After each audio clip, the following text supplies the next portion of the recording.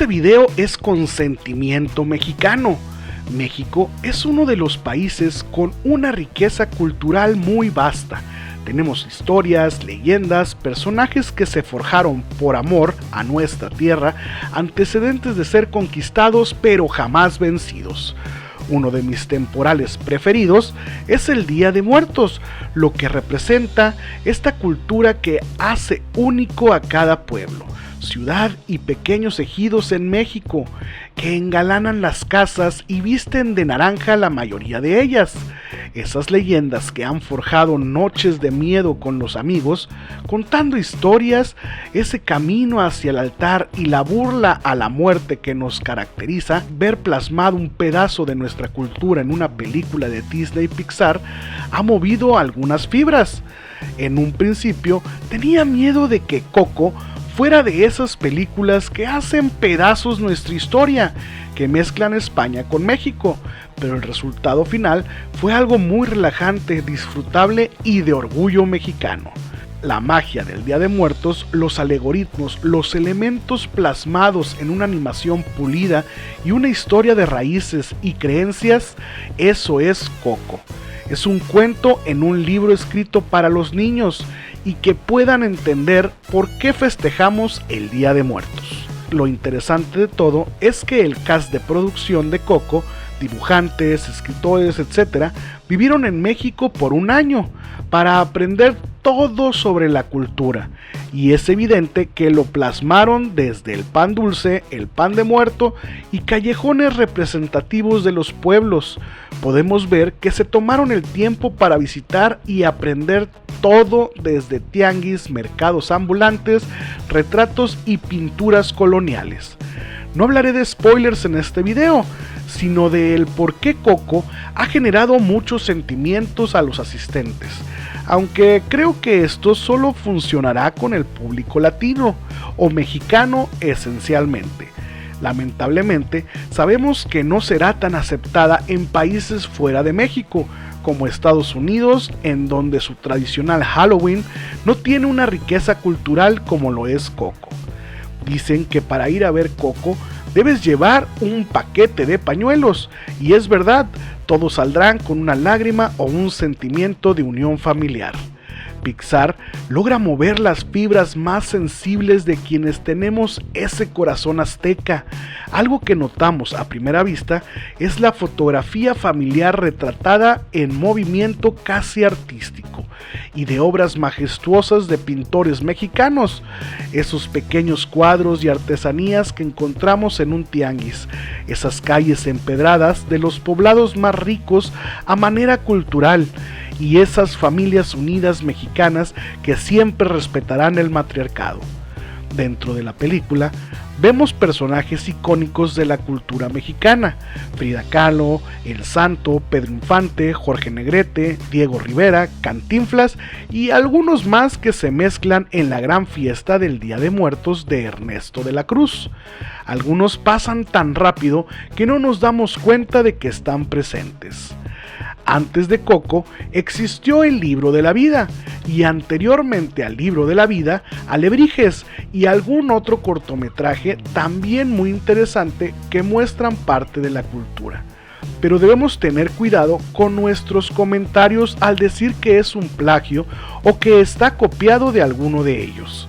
Realmente el tema del Día de Muertos es cultura y es una tradición de México que se ha pasado de boca en boca. A diferencia del Libro de la Vida, que habla sobre los niveles del inframundo, de hecho está basado en el Popol Vuh, el antiguo libro de los muertos de los aztecas, en donde podíamos ver a Xibalba, uno de los dioses aztecas del inframundo, y a la Catrina, quien es representación también de la muerte en el libro. Bueno, de hecho no es llamada la Catrina, ese es el nombre que le pusimos años después, personificando la elegancia de la muerte.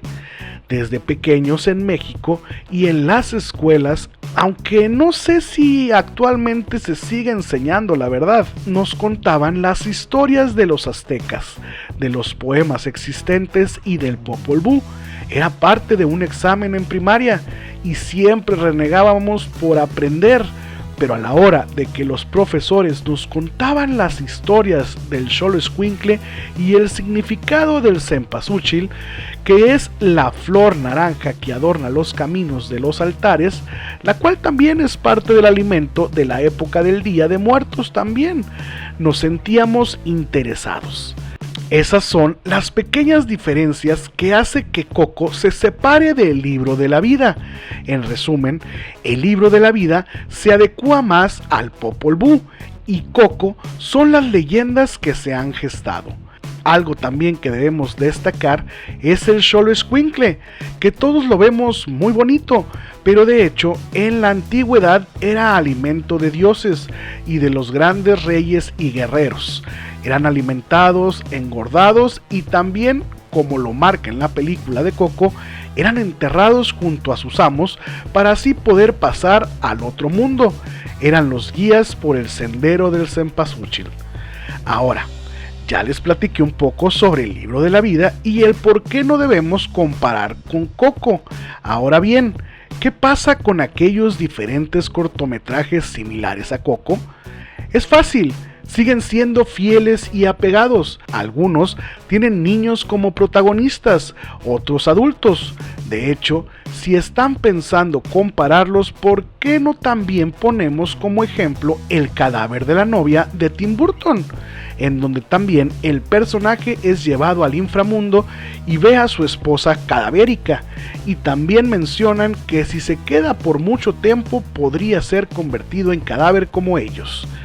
La idea ha existido y también fue copiada de la cultura mexicana, y no solo la mexicana, tenemos similitudes con muchas más culturas a nivel mundial, solo que hemos vivido rodeados, hablando específicamente de México, de estas leyendas. La Llorona, canción representativa del popol mexicano, que data desde la época de la Revolución, es una de las más asociadas con la muerte, y con ese día, por lo trágica que es, y es por eso que se incluye en muchos cortometrajes comerciales y referencias del Día de Muerto.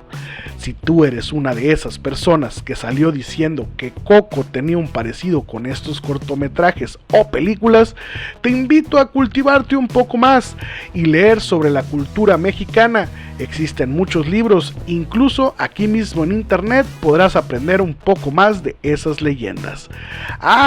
Y si fuiste de esos que al ver la película no lloró, debió ser por dos razones. Una, no eres mexicano, o dos, definitivamente debemos hacerte un altar, porque tú ya estás muerto. Nos vemos, pórtense mal, muy mal.